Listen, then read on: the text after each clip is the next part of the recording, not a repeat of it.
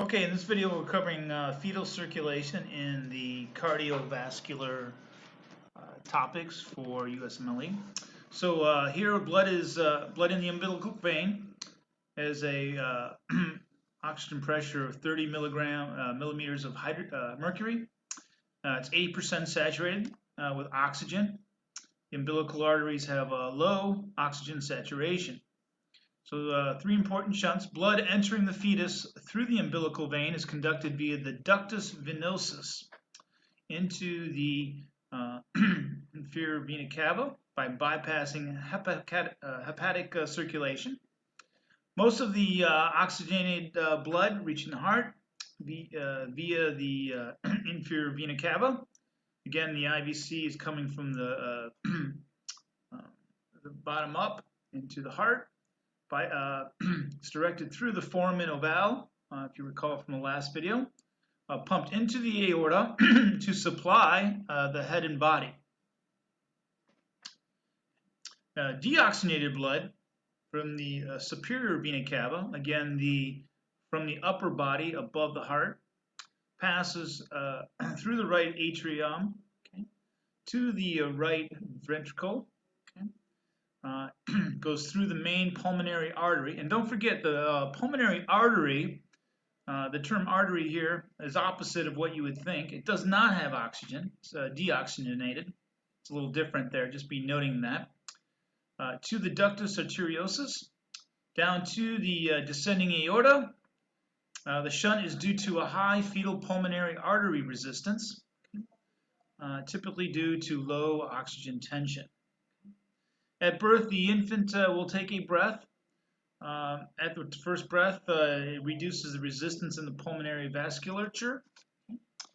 And if the resistance, of course, declines, an increase in the left atrial pressure versus the right atrial pressure. And then you have a foramen ovale closes if it's normal.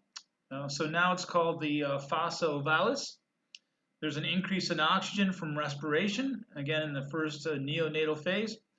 Breath, and a decrease in the prostaglandins from placental separation. Recall you're removing the placenta from the baby.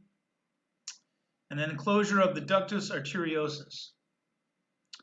The indomethacin helps close the the PDA, and then you have the again the pulmonary defect. And then the ligamentum arteriosum is a remnant of the ductus arteriosus. And then you have prostaglandins, E1, E2, and the PDA then opens. And then notice here your placenta here is it's oxygenated blood, because it's red here. And this is the foramen ovale that closes.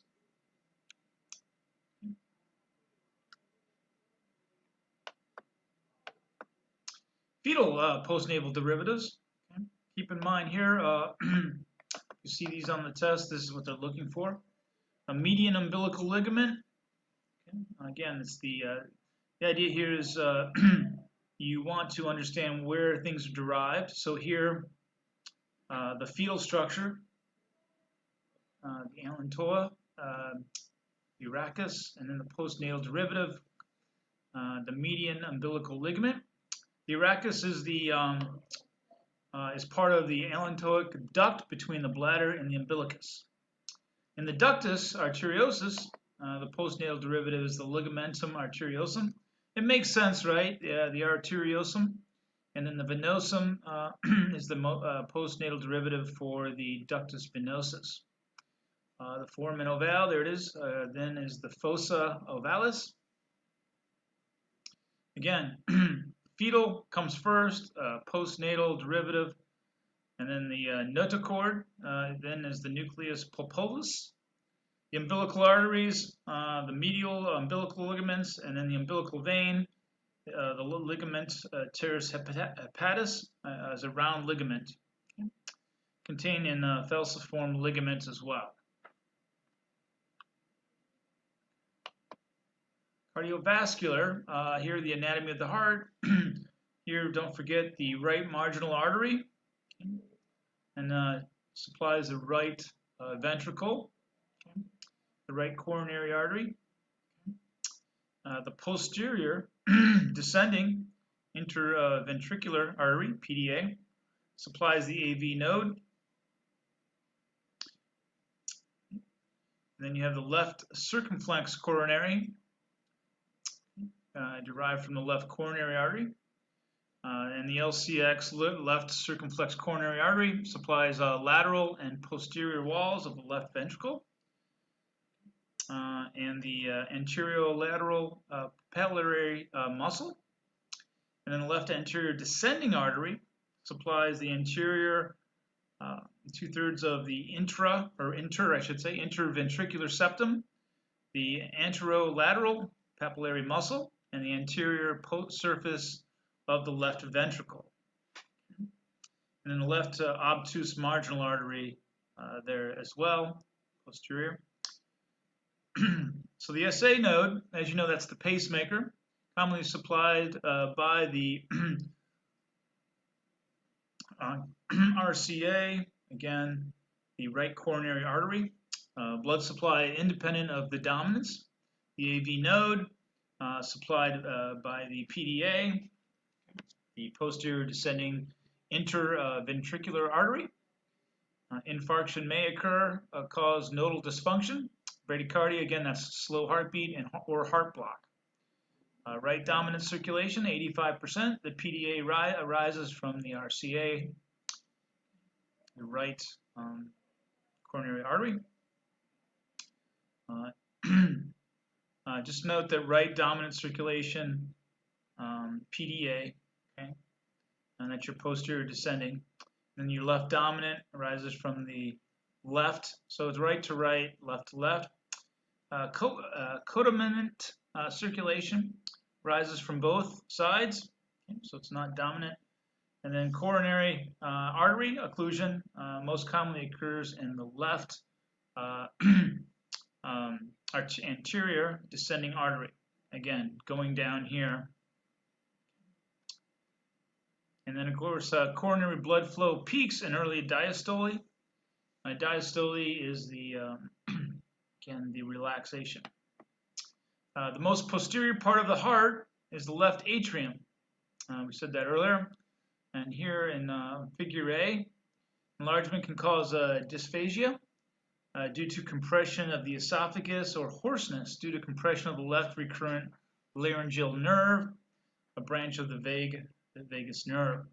Pericardium consists of 3 layers from outer. So the outer layer is the fibrous pericardium, the parietal layer of serous pericardium, and the visceral, most inner layer of serous pericardium. Pericardial activity lies between parietal and visceral layers, and pericardium innervated by phrenic nerve. Make sure you know that phrenic nerve is a common question. Pericarditis can also cause referred pain to the shoulders. Okay. All right, next slide here. Cardiac output. Don't forget your cardiac output is your stroke volume times your heart rate. During the early stages of exercise, cardiac output is maintained by an increase in heart rate and increase in stroke volume. During the late stages of exercise, your cardiac output will be maintained by an increase in your heart rate. Okay. And then your stroke volume tends to plateau, so you're just going to have more heartbeats. Diastole is preferentially shortened with an increase in heart rate, so less filling time. You would have a decrease in your stroke volume, typically through ventricular tachycardia, so your, again, fast heart rates. Your mean arterial pressure is your MAP. That's equal to your stroke volume times your total peripheral resistance. Okay. And then your mean arterial pressure here, when you're resting, 2/3 diastolic pressure and 1/3 systolic pressure, or systole. Pulse pressure is your systolic pressure minus your diastolic pressure. Okay. Your pulse pressure is proportional to your stroke volume and inversely proportional to your arterial compliance. Stroke volume also is equal to your end diastolic volume minus your end systolic volume. So when you have an increased pressure in your hypothyroidism, aortic regurgitation, aortic stiffening, otherwise known as isolated systolic hypertension in the orderly, obstructive sleep apnea, so you'll have an increase in your sympathetic tone. You also have anemia, exercise transient. If you have a decrease in pulse pressure and aortic stenosis, you would also have cardiogenic shock, cardiac tamponade. Again, that's filling of the barrier around the heart, and with fluid or blood, and then advanced heart failure. Okay. Cardiac output variables. Make sure you know the stroke volume is affected by contractibility, okay? Afterload and preload. An increase in stroke volume typically with an increase in contractibility. If you're anxious, lots of exercise, contracting more. Preload, okay? That's where you're filling your chambers of your heart, ventricles, early pregnancy. And then afterload is the, again, contraction and pushing out of the heart. Okay? So think SV cap, stroke volume is contractibility, afterload, and preload. A failing heart typically has a decrease in stroke volume, systolic and diastolic dysfunctions. Contractibility typically increases with catecholamine stimulation via beta-1 receptors. So again, calcium channels, phosphorylated causes an increase in calcium 2 ions entry, increase in alpha calcium 2 ions will induce calcium ion releases, increase in calcium storage, and sarcoplasmic reticulum. Also, phospholamban phosphorylation will cause an active calcium ATPase or ATPase. Okay? Again, ATPs are energy producers, which will increase your calcium storage and sarcoplasmic reticulum. You would have an increase in intracellular calcium and decrease in extracellular sodium from a decrease in activity of your sodium-calcium exchangers. Digitalis, this will block your sodium and potassium pumps, therefore increase your intracellular calcium. So just know that they kind of work opposite here.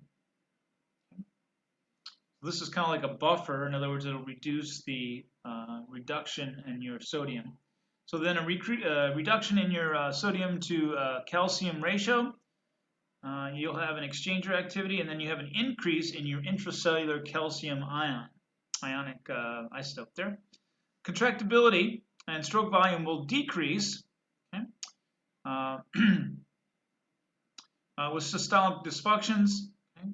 Acidosis, hypoxia, hypercapnia. Okay? Again, you'll have a pressure of your oxygen. It will decrease, and your increase of your pressure of carbon dioxide. Non-dihapyridine calcium channel blockers as well. Okay? Other cardiac output variables. Preload is approximated by ventricular EDV. Again, the preload also depends on venous tone and circulating blood, like venous vasodilators, such as nitroglycerin, again making the veins wider. Therefore, it will decrease your preload when you have a venous vasodilator. Afterload, you have an increase in afterload, an increase in pressure, an increase in wall tension. Okay? Also, you'll have, just keep in mind that here your left ventricle will compensate for an increase in afterload by thickening. It's hypertrophy, that's what it means, enlarging and thickening, okay? In order to decrease the wall tension. And then here your arterial vasodilators, okay? Such as hydralazine, will decrease your afterload as well. Your ACE inhibitors, okay, and your beta blockers, both preload and afterload. Chronic hypertension will increase your medium arterial pressure, or your mean arterial pressure. Therefore, your left ventricles will have hypertrophy. Okay? Myocardial oxygen demand. Okay? And demand is increased by increase in contractibility. It's contracting more. Afterload, okay, proportional to arterial pressure, and then an increase in heart rate, an increase in diameter of the ventricle, therefore increasing your wall tension. Wall tension follows Laplace's law, and here's Laplace's law. It's wall tension is equal to pressure times the radius. So the bigger the radius, the larger the wall tension. So that's why you have again 2 times radius is your diameter. So they're proportional. And wall stress would be equal to pressure times the radius. So if you increase the radius here, for a vasodilator, you'd also have an increase in wall stress. And then you have divided by, the denominator would be 2 times the wall thickness. So there you go. Ejection fraction. So it's, and so ejection fraction, EF, equals to your stroke volume over your end diastolic volume, which is also equal to your end diastolic volume minus your end systolic volume, divided by your, or denominator of EDV, end diastolic volume. So your ejection factor will decrease here in systolic heart failure, and ejection fraction is normal in heart failure with preserved ejection fraction as well. So the left ventricular ejection fraction is an index of your ventricular contractibility. So just notice the inverse proportional. So if EDV goes down, your stroke volume will typically, if it stays normal, your EF will go up. So inversely there. Okay. And Starling curve. Okay. This is where your force of contraction is proportional to your end diastolic length of cardiac muscle fiber, your preload, in other words. And an increase in contractibility with catecholamines, positive inotropes like digoxin, you have a decrease in contractibility with loss of myocardium. And then beta blockers, non-dihydropyridine calcium channel blockers, and dilated cardiomyopathy. Notice as the more you exercise, ventricular EDV preload gets higher with exercise, stroke volume gets higher. Okay. So again, that's how you get this proportional force. Force of contraction is proportional to the end diastolic length of cardiac muscle fiber. So that's kind of what's going on there.